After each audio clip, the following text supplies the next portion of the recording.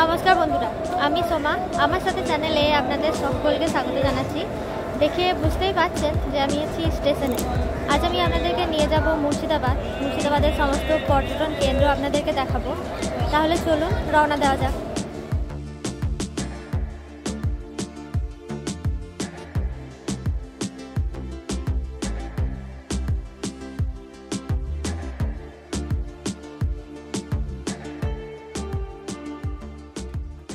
বহরমপুর ভারতের পশ্চিমবঙ্গ রাজ্যের মুর্শিদাবাদ জেলার সদর শহর ও পৌরসভা এলাকা।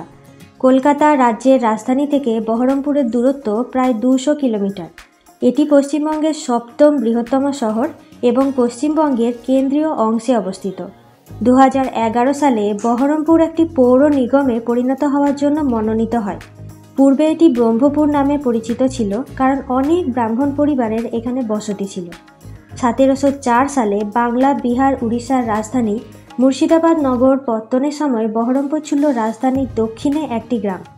তখন তার নাম ছিল সাতপুকুরিয়া ব্রহ্মপুর।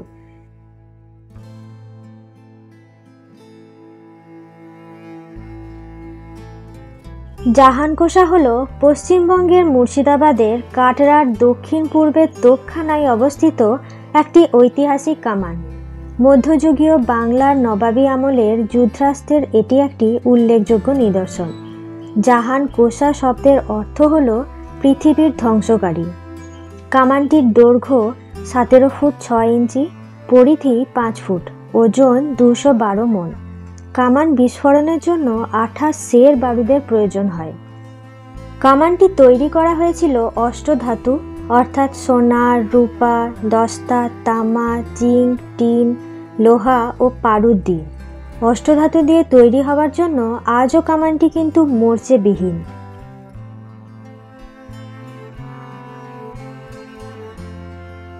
কামানের গায়ে ইরানি ভাষায় একাধিক পিতল ফলকের লেখা থেকে জানা যায় 1637 খ্রিস্টাব্দের অক্টোবর মাসে দিল্লির বাদশাহ শাহজাহানের রাজত্বকালে ইসলাম খাঁর সুবাদারিতে জাহাঙ্গীরনগরে দারোগা শের মোহাম্মদ ও হরবল্লভ দাস উভয়ের তত্ত্বাবধানে মিস্ত্রি জনার্দন কর্মকার জাহানকোষা কামানটি নির্মাণ করেন।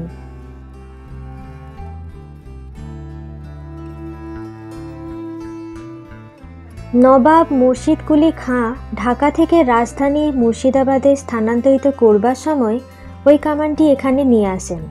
মুর্শিদ কুলি খাঁ থেকে পরবর্তী অন্যান্য নবাবগণ এখানে তাদের অস্ত্রাগার বা তোপখানায় স্থাপন করেন। সে সময় জাহানকোষা কামানটিকে একটি অশ্বত্থ গাছের শিকড়ে আটকে থাকা অবস্থায় পাওয়া গিয়েছিল। পরবর্তীকালে ভারতীয় প্রত্নতাত্ত্বিক বিভাগের উদ্যোগে এই কামানটিকে গাছের শিকড় থেকে ছাড়িয়ে সরিয়ে নিয়ে যাওয়া হয়।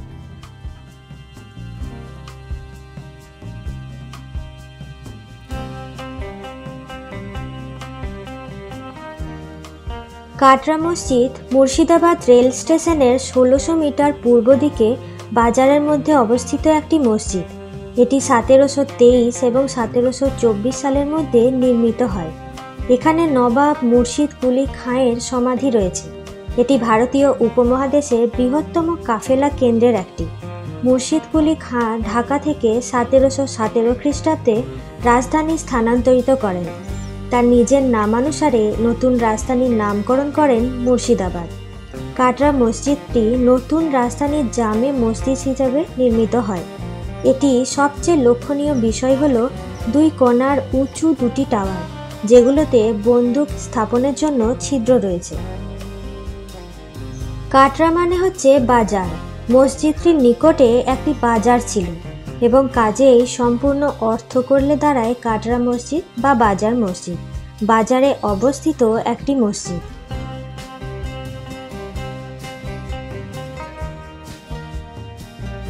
বৃদ্ধাবস্থায় মুর্শিদ কুলি খাঁ তার সমাধি একটি মসজিদের পাশে হোক এই ইচ্ছা প্রকাশ করেন।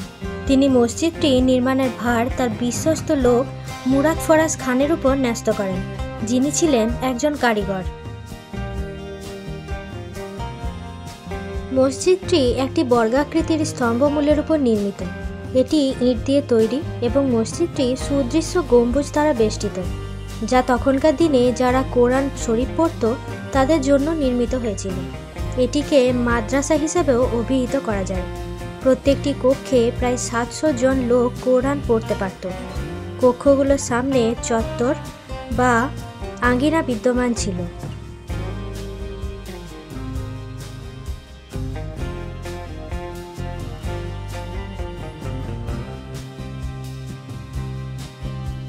চার কোণায় 4টি বিশাল মিনার অবস্থিত। মিনারগুলোর আকৃতি অষ্টভুজাকৃতি এবং এগুলো ক্রমশ উপরের দিকে সরু হয়ে গিয়েছে। মসজিদের সামনের মিনার বা টাওয়ারগুলো 70 ফুট উচ্চতা বিশিষ্ট এবং চওড়ায় প্রায় 20 ফুট। সম্পূর্ণ মসজিদটি আকারে চতুর্ভুজাকৃতি। পুরো মসজিদটিতে অনেক সুদৃশ্য খিলান রয়েছে। মসজিদটি 1897 সালে ভূমিকম্পের কারণে ক্ষতিগ্রস্ত হয়েছিল। প্রত্যেক মিনারে একটি পেঁচানো সিঁড়ি রয়েছে যা ক্রমশ উপরের দিকে চলে গিয়েছে। একজন দর্শনার্থী মিনারের উপরের অংশ হতে মুর্শিদাবাদ শহরের অনেকটা অংশ অবলোকন করতে পারে।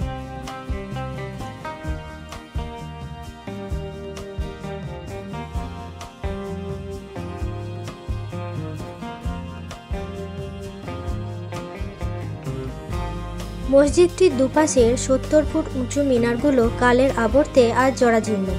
মিনারের গম্বুজগুলো 1897 সালের ভূমিকম্পে ক্ষতিগ্রস্ত হয়।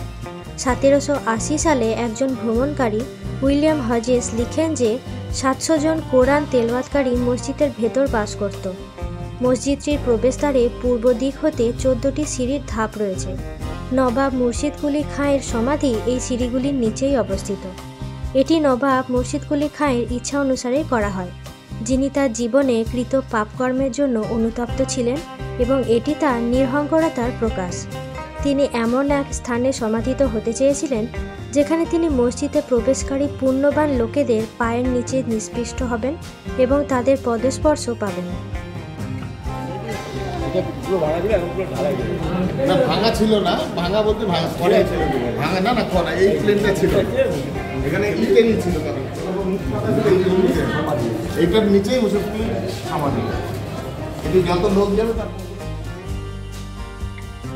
মসজিদটির কুঠুরিগুলো দোতলা বিশিষ্ট এবং 20 বর্গফুট আকারের। প্রত্যেকটির রয়েছে 6টি খিলানকৃত দরজার আকৃতি। গেট পর্যন্ত পাথরে বাঁধাই করা 15টি সিঁড়ির ধাপ রয়েছে এবং মসজিদের মূল দরজা পর্যন্ত পাথরে বাঁধাই একটি পথ রয়েছে।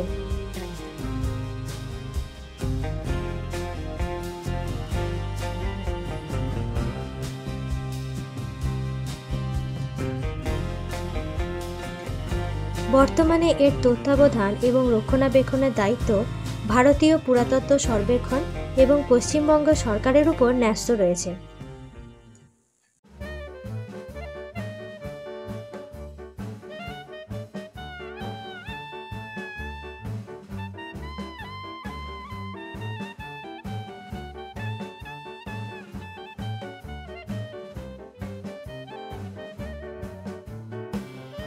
কাঠগোলা প্রাসাদ মুর্শিদাবাদ জেলার মুর্শিদাবাদ জিয়াগঞ্জ সিডি ব্লকের কাঠগোলায় দুগার পরিবারের অন্তর্গত একটি ঐতিহাসিক ভবন। এটি এখন একটি জাদুঘর হয়েছে।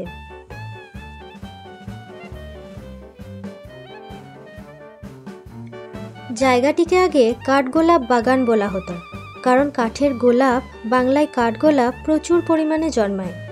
নামটি পরে বিকৃত হয়। জাফরগঞ্জ কবরস্থান, নসিপুর রাজবাড়ি, জগৎ শেঠের বাড়ি এবং আজিমুনিসা বেগমের সমাধি সবই কাছাকাছি অবস্থিত। আজিমগঞ্জ থেকে নৌকা যোগে ভাগীরথীর ওপারে বরানগরের রানী ভবানীর মন্দিরে পৌঁছানো যায়।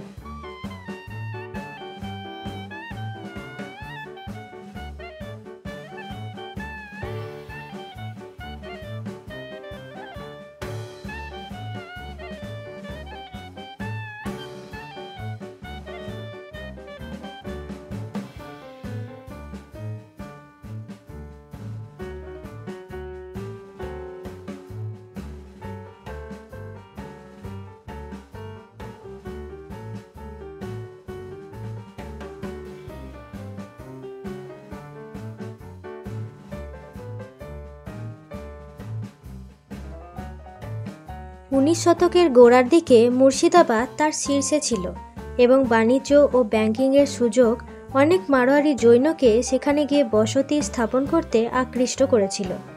আজিমগঞ্জ ও জিয়াগঞ্জ মারোয়ারি জৈন সম্প্রদায়ের কেন্দ্রে পরিণত হয়। কালক্রমে তারা প্রচুর সম্পদ অর্জন করেছিল এবং তারা অনেক জৈন মন্দির তৈরি করেছিল। প্রধান পরিবারগুলো ছিল দুগড়, দুদরিয়া, নাহার, কোঠারি এবং নওলাখা, যদিও তাদের অনেকেই কলকাতায় তাদের ঘাঁটি স্থানান্তরিত করে। ব্রিটিশদের ঊর্ধ্বগতির সাথে তাদের নির্মিত প্রাসাদ ভবন এবং মন্দিরগুলি এখনও সেখানে রয়েছে।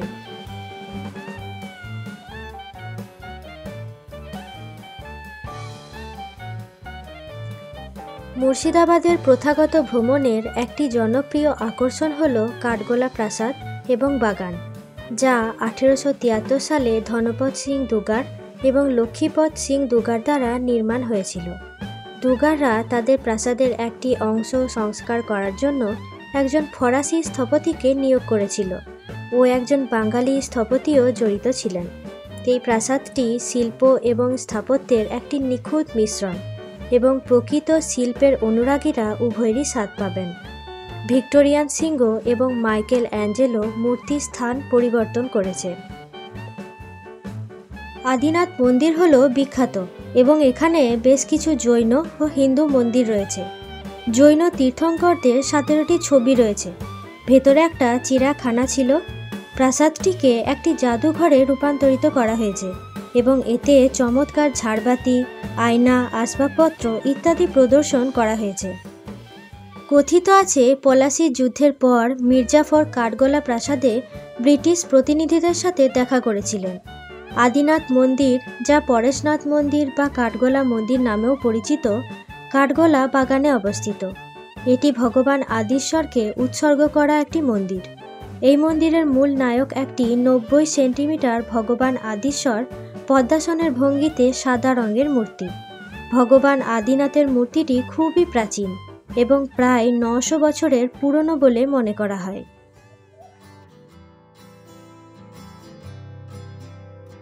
বাংলার নবাবদের সময়ে জগৎ শেঠ ছিলেন বাংলার মুর্শিদাবাদের একজন ধনী বণিক, ব্যাংকার এবং মহাজন পরিবার। বাড়িটি প্রতিষ্ঠা করেছিলেন জৈন হীরানন্দ শাহনাগর, রাজস্থান থেকে, যিনি 1652 সালে পাটনায় এসেছিলেন। 1707 সালে মানিকচাঁদ প্রিন্স ফরুখসিয়ারকে মুঘল সম্রাট হতে আর্থিকভাবে সাহায্য করেন। পুরস্কারে ফরুখসিয়ার মানিকচাঁদকে জগৎ শেঠ উপাধি প্রদান করেন, যার অর্থ বিশ্বের ব্যাংকার বা বণিক। এটি ইঙ্গিত দেয় যে মুঘল দরবারে পরিবারটি অনুগ্রহ লাভ করেছিল।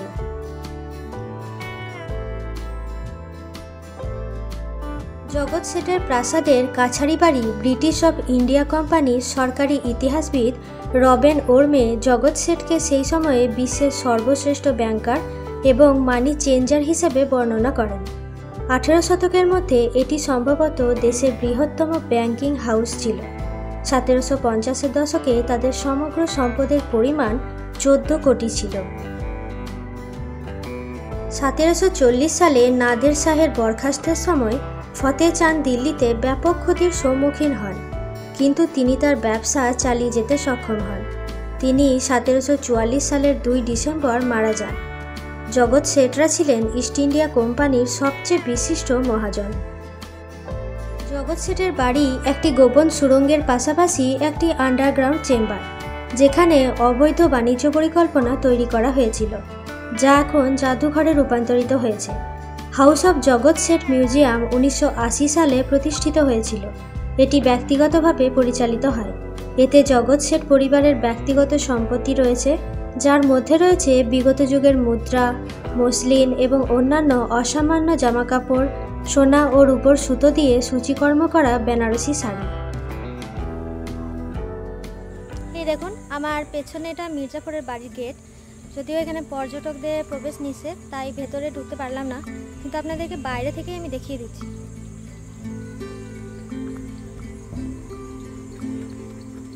মির্জাফর, যার সম্পূর্ণ নাম সৈয়দ মির্জাফর আলী খান, ছিলেন ইংরেজ প্রভাবিত বাংলার একজন নবাব। তার শাসনামল ভারতের কোম্পানির শাসন প্রতিষ্ঠা শুরু এবং সমগ্র উপমহাদেশে ব্রিটিশ সাম্রাজ্য বিস্তারের ইতিহাসে একটি গুরুত্বপূর্ণ ধাপ। ভূতপূর্ব নবাব সিরাজদৌল্লা নদিয়ার পলাশির কাছে যুদ্ধে পরাজিত ও নিহত হন। মির্জাফর ছিলেন পলাশির যুদ্ধের প্রধান সেনাপতি এবং প্রধান বিশ্বাসঘাতক। তার অধীনের সৈন্যবাহিনী যুদ্ধে অংশগ্রহণ না করা ও তার বাংলা বিরোধী পদক্ষেপের জন্য বাংলার শেষ স্বাধীন নবাব সিরাজউদ্দৌলাকে পরাজয় বরণ করতে হয়। ইংরেজদের সাথে মীর জাফরের পূর্বেই এই মর্মে একটি চুক্তি ছিল যে যুদ্ধে ইংরেজরা জয়ী হলে মীর জাফর বাংলা, বিহার ও উড়িষ্যার নবাব হবেন। বিনিময়ে মীর জাফর ইস্ট ইন্ডিয়া কোম্পানিকে 5 লক্ষ পাউন্ড ও কলকাতায় বসবাসকারী ইউরোপীয়দের 2.5 লক্ষ পাউন্ড প্রদান করবেন। 1757 সালে নবাব সিরাজদৌল্লা পরাজিত, সিংহাসনচ্যুত ও নিহত হলে মীর জাফর বাংলায় নবাব হন, কিন্তু ব্রিটিশদের দাবিকৃত বিপুল অর্থের যোগান দিতে তিনি সমর্থ হননি। 1758 সালে রবার্ট ক্লাইভ তার প্রতিনিধি খোজা ওয়াজিদের মাধ্যমে জানতে পারেন যে মীর জাফর চীনসুরায় ওলন্দাজদের সাথে একটি চুক্তি করেছেন। হুগলি নদীতে ওলন্দাজ জাহাজের আনাগোনা দেখতে পাওয়া যায়। এসব কিছু চুঁচুড়া যুদ্ধের পটভূমি সৃষ্টি করে। আমরা এখন চলে এসেছি মীর জাফরের 1100 কবরস্থান। মীর জাফরের 1100 কবরস্থান নমক হারাম দেওরি, জগৎ শেঠের বাড়ি, নসিপুর রাজবাড়ি, কাঠগোলা প্রাসাদ এবং আজিমুনিসা বেগমের সমাধি সবই কাছাকাছি অবস্থিত। আজিমগঞ্জ থেকে দেশীয় নৌকায় ভাগীরথীর ওপারে বরানগরে রানী ভবানীর মন্দিরে পৌঁছানো যায়। জাফরগঞ্জ কবরস্থান মীর জাফর নিজামত ফোর্ট ক্যাম্পাসের প্রায় আধা মাইল উত্তরে এবং নামক হারাম দেওরির ক্যাম্পাসের অভ্যন্তরে ঢেউ দেওয়া দেওয়ালের একটি ঘরের মধ্যে 3.51 একর জায়গা জুড়ে তৈরি করেছিলেন। এটি মীর জাফর থেকে শুরু করে নাজাফি রাজবংশের বাংলার পরবর্তী নবাবদের কবর এবং তাদের পরিবারের সদস্যদের কবরের আয়োজন। নবাব আলীবর্দী খান কর্তৃক নির্মিত খুশবাগে আফসার রাজবংশের অন্তর্গত বাংলার নবাবদের কবর এবং তাদের কবর রয়েছে। পরিবারের সদস্যগণ বর্তমানে এই কবরস্থান ভারতীয় প্রত্নতাত্ত্বিক জরিপ দ্বারা নিয়ন্ত্রিত এবং রক্ষণাবেক্ষণ করেন। কথিত আছে যে আগে এই কবরস্থানে একটি কিচেন গার্ডেন ছিল, যা শাহ খানাম বেগম খুব পছন্দ করতেন। জাফরগঞ্জ কবরস্থানে বাংলার নবাব পরিবারের সদস্যদের কবর রয়েছে। এখানে নবাব নাজিব হুমায়ুন, তার স্ত্রী উমদাদ উন্নিসা বেগম, আমির উন্নিয়া দুলহান বেগম, সুলতানা ঘেতিয়ারা বেগম এবং রইস উন্নিসা বেগমের কবর রয়েছে। নবাব নাজিম উল্লাহ জা, তার স্ত্রী নাজিব উন্নিসা বেগম, মীর জাফর এবং তার স্ত্রী শাহ খানউন বেগম, বাব্বু বেগম এবং মুন্নি বেগম, নবাব নাজিম মোবারক উদ্দৌলা, তার স্ত্রী ফয়েজ উন্নিসা বেগম, সৈয়দ শাহমাদ নাজাফি, মোহাম্মদ আলী খান, নবাব নাজিম নাজাম উদ্দৌলা, নবাব নাজিম সাইদ উদ্দৌলা, হুমায়ুন জাহার স্ত্রী, যিনি পূর্বে একজন মুতআহা স্ত্রী ছিলেন, এবং ইসমাইল আলী খান এবং আশরাফ আলী খান। বুঝতে পারছেন? এই সাদা উঁচু কবরটা, এটা হচ্ছে নবাব মীর জাফরের কবর। এটা সাদা মার্বেল উঁচু কবরটা, দুই পাশে দুই কাকা, নজাফি খান, নজাফ খান, ডাক নাম মীর জাফর। নিম প্লেটে মীর জাফরের পুরো নাম লেখা আছে। মীর জাফরের বড় নাম আছে, শুনে নেবেন পুরো নামটা, পরে বলবেন। সুজলে মোলক হসাবুদ্দৌলা নবাব মীর মোহাম্মদ জাফর খান বাহাদুর মোহাম্মদ জং নাজিব ও বেঙ্গল। মীর জাফরের পুরো নাম, দুই পাশে দুই কাকা ওনার। বাবা নাম আছে সৈয়দ আহমদ হুসাইন নজাফি। নজফ থেকে ছেলে নজফ হয়ে গেলেন ওনার টাইটেল। মীর জাফর মুর্শিদাবাদে তিনটে বিয়ে করেছিল মুর্শিদাবাদে মীর জাফর। কারণ আছে, প্রথম হচ্ছে শাহ খানা বেগম, মীর জাফরের প্রথম। আগে আলীবর্দী বোনের সাথে বিয়ে, ওরা বোরখা পরে বেড়াতেন, তার জন্য ঘেরা ঘরের ভিতরে বইয়ের কবর।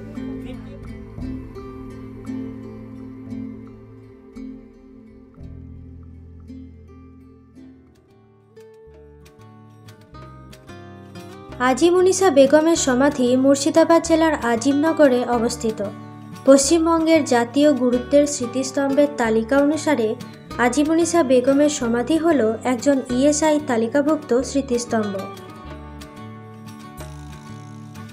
আজিমুনিসা বেগম, যিনি জিনাতুন্নিসা বেগম নামেও পরিচিত, ছিলেন মুর্শিদ কুলি খানের কন্যা এবং বাংলার দ্বিতীয় নবাব সুজা উদ্দিন মুহম্মদ খানের স্ত্রী।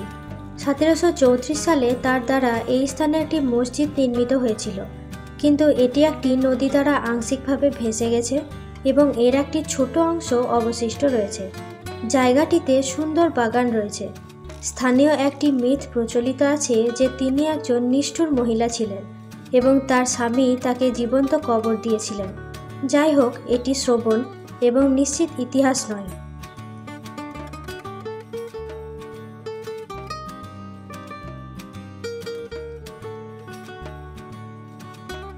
সিঁড়ির নিচে আজিমুনিসা বেগমের সমাধিটি তার বাবার মতোই নির্মিত। কথিত আছে যে নবাব মুর্শিদ কুলি খান বিনয়ের সাথে আদেশ দিয়েছিলেন যে তার মৃতদেহ কাটরা মসজিদের সিঁড়ির নিচে সমাহিত করা হবে, যাতে যারা উপরে এবং নিচে চলাচল করবে তাদের দ্বারা মারানো হয়।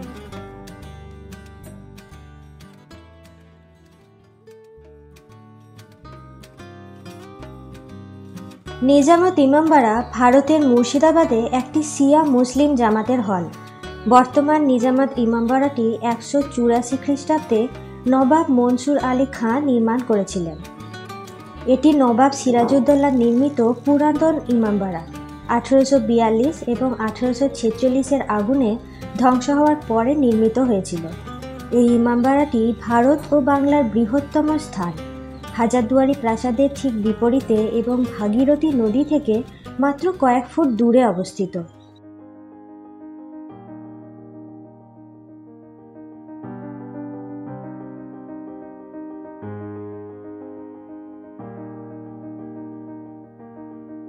ব্রিটিশ যুগে বাংলার এক বৈশিষ্ট্যপূর্ণ ঐতিহাসিক নিদর্শন হল হাজারদুয়ারি। বিশালাকার এই প্রাসাদে প্রত্যেকটি হলঘর অনুপম সৌন্দর্যের আলোকে সজ্জিত। বাংলার নবাবী আমলে স্থাপত্যকলার এক উজ্জ্বল প্রতিফলন হল এই হাজারদুয়ারি প্রাসাদ। হাজারদুয়ারি প্রাসাদ এখন ভারতীয় কেন্দ্রীয় সরকার দ্বারা নিয়ন্ত্রিত। এখানে দেশ বিদেশের ভ্রমণ পিপাসু মানুষদের জন্য একটি অন্যতম সেরা ঐতিহাসিক নিদর্শন। এখানে মাসে অন্তত 30,000 মানুষের অনুগমন হয়। হাজারদুয়ারির অবস্থান ভারতের পশ্চিমবঙ্গ রাজ্যের মুর্শিদাবাদ জেলায় লালবাগ নামক অঞ্চলে। এর পাশ দিয়ে ভাগীরথী আপন রূপ নিয়ে প্রবাহিত হয়েছে বহু দূরে। সাধারণত এই প্রাসাদটি বহু দরজা বিশিষ্ট বলে তাই একে হাজারদুয়ারি নামকরণ করা হয়ে থাকে।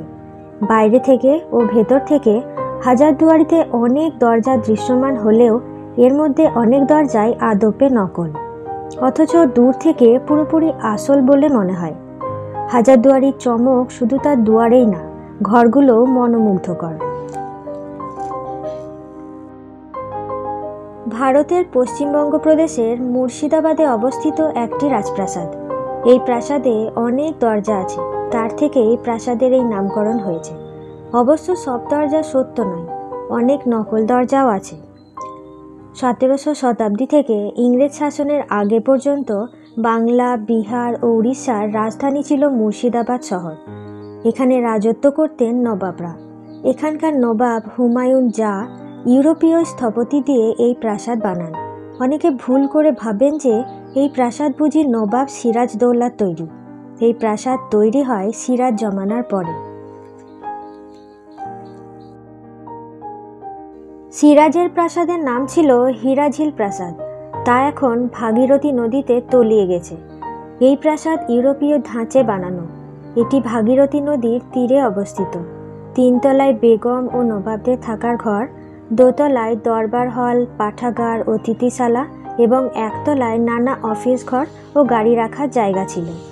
বর্তমানে ভারতের পুরাতত্ত্ব সর্বেক্ষণ এখানে একটা সংগ্রহশালা বানিয়েছেন, তবে দুর্বল কাঠামোর জন্য দর্শকদের 3 তলায় উঠতে দেওয়া হয় না। শুক্রবার কিন্তু মিউজিয়াম বন্ধ থাকে। বাচ্চাওয়ালি তোপ, যার আক্ষরিক অর্থ কামান, যা শিশুর জন্ম দেয়। একটি কামান যা নিজামত ফোর্ট ক্যাম্পাসে, নিজামত ইমামবাড়া এবং হাজারদুয়ারি প্রাসাদের মধ্যবর্তী বাগানের জায়গায় এবং মুর্শিদাবাদ শহরের পুরনো মদিনা মসজিদের পূর্ব দিকে অবস্থিত। কামানটি বিভিন্ন ব্যাসের 2টি টুকরো নিয়ে গঠিত। কামানটি 12 এবং 14 শতকের মধ্যে তৈরি করা হয়েছিল। গৌড়ের মোহাম্মদন শাসকদের দ্বারা এটি নির্মিত বলে ধারণা করা হয়। এটি মূলত ইছাগঞ্জের বালির তীরে পড়েছিল, তবে ইছাগঞ্জে কিভাবে তা এলো তা জানা যায়নি। শোনা যায় যে এই কামানটি মাত্র একবার নিক্ষেপ করা হয়েছিল এবং যখন এটি করা হয়েছিল তখন এটি প্রায় 10 মাইল ব্যাসার্ধের মধ্যে একটি বিশাল বিস্ফোরক শব্দ তৈরি করেছিল। এই শব্দটি শহরের বেশিরভাগ গর্ভবতী মহিলাকে তাদের সন্তান জন্ম দিতে বাধ্য করেছিল। সেখান থেকেই এই কামানটির নাম বাচ্চাওয়ালি তোপ হয়েছে বলে ধারণা করা হয়। বাচ্চাওয়ালি মানে যিনি সন্তান জন্ম দেন, আর তোপ মানে কামান। এইভাবে বাচ্চাওয়ালি তোপ দুটি শব্দের সমষ্টি, যার মানে কামান যা শিশুর জন্ম দেয়। আজকে এই পর্যন্তই। এভাবেই আমার সাথে চ্যানেলের পাশে থাকুন, আর যারা এখনও পর্যন্ত চ্যানেলটিকে সাবস্ক্রাইব করেননি তারা চ্যানেলটি সাবস্ক্রাইব করুন আর পাশে থাকা বেল আইকনটি প্রেস করে দিন। এতে চ্যানেলের নোটিফিকেশন সবার আগে আপনার কাছে পৌঁছে যাবে। আজকের মতো এখানেই বিদায় নিচ্ছি। সবাই খুব ভালো থাকবেন ও সুস্থ থাকবেন।